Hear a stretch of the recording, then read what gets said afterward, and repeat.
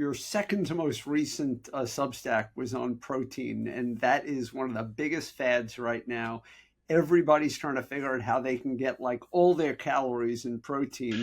And I fall prey to this all the time. I have protein bars in the office, but my protein bars are almost passe right now compared to the new super protein bars that everybody has.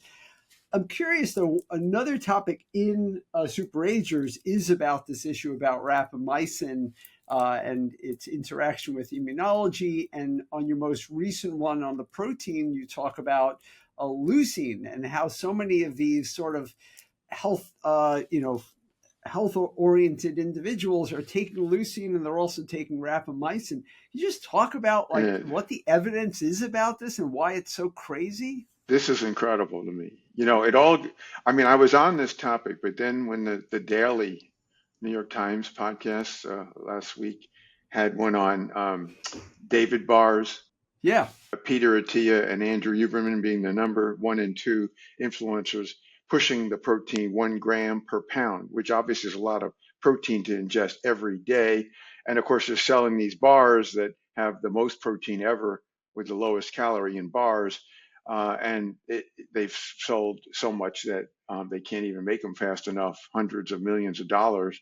And so, anyway, I started getting into this because in the book, I even mentioned about how uh, all the work from Washington University St. Louis, which hasn't gotten enough regard, shows that high protein intake, and this is shown both in mice and in people, will add to inflammation of the body, and at least in the mice models, promote atherosclerosis.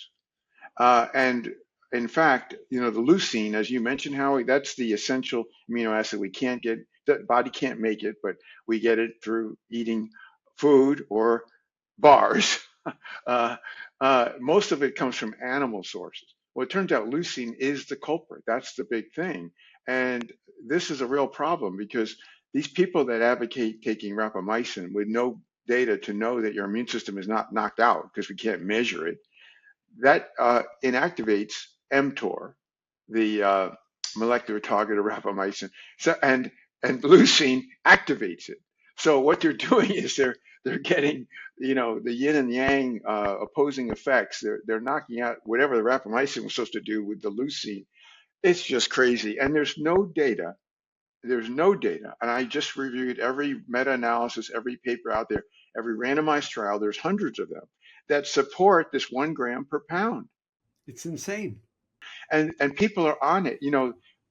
All these TikTok videos that take 200 grams of protein a day. This is a sick with no basis.